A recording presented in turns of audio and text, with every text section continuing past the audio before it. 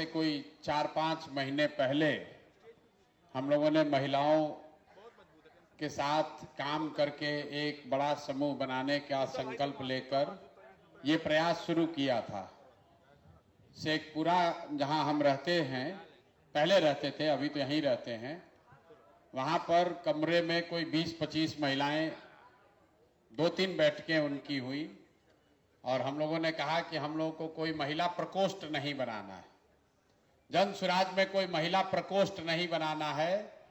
Rally में बस भर के महिला को लाकर स्टेज के सामने बैठाना नहीं है, हम लोगों को महिला नेत्री बनानी है। वो महिलाएं जो नेतृत्व करना चाहती, और उसका पहला पैरामीटर ये किया कि कम से कम 40 महिलाएं जरूर चुनाव जीतकर विधानसभा में पहुंचे। ये आज तक 75 साल के इतिहास में किसी दल ने 40 लोगों को, 40 महिलाओं को चुनाव लड़ने का अवसर बिहार में नहीं दिया है। महिलाओं ने यह भी कहा,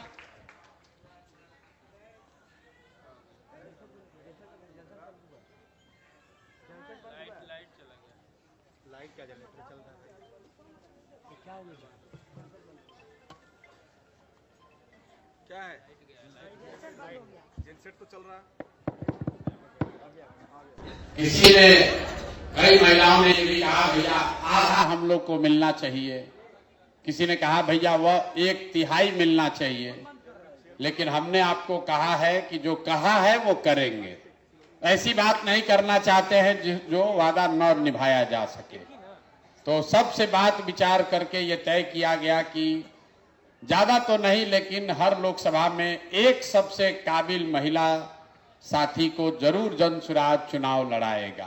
तो 40 हो गया, बिहार में 40 लोकसभा है, लेकिन सिर्फ 40 आदमी के विधायक बनने से तो बात नहीं बनेगी।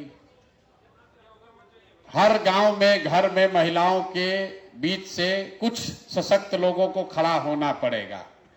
बिहार में जब हम 2 बरस पैदल चले तो सबसे ज्यादा कष्ट में अगर कोई दिखा तो महिलाएं दिखी।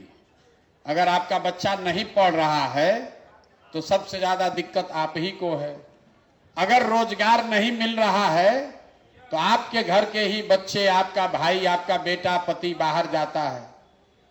लोग बता रहे हैं कि प्रशांत किशोर घर परिवार छोड़कर 2-2.5 बरस से यहाँ बिहार में घूम रहे हैं। हम अक्सर कहते हैं कि हम तो 2-2.5 बरस से अपना परिवार छोड़ के यहाँ रह रहे हैं। बिहार में ज्यादातर परिवार में स्थिति ये है कि आपकी शादी हुई और आपका पति पलायन कर गया, रोजगार के लिए बाहर चला गया। कोई छठ में घर में शादी विवाह पड़ा, छठ हुआ, दिवाली हुआ तो 10-15 दिन घर आता है, फिर सालों भर बाहर ही उसको रहना है। देश के किसी भी हिस्से में सामान्य परिवारों में अगर पति साल भर बाहर रहे तो उसका शादी टूटिए जाना है। ये सिर्फ बिहार में ही संभव है कि महिलाएं 20-20 साल तक अपने पति के साथ उनको नहीं रहना है, और लोगों को लगता है तो जीवन की सच्चाई है, भैया कमाना है तो बाहर जाना ही पड़ेगा। ये बहुत बड़ा कष्ट है, कोई इसकी चर्चा नहीं करता है। आपकी शादी हुई और जब तक आपका पति, उसका शरीर थक न जाए, बूढ़ा ना हो जाए, तब तक वो बाहर ही कमा रहा है। आपका बच्चा जो जवान है उसको पढ़ने के लिए बाहर ही जाना है।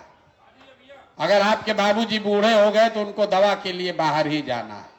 ये जो पलायन का दंश है, ये सबसे बड़ा दंश है।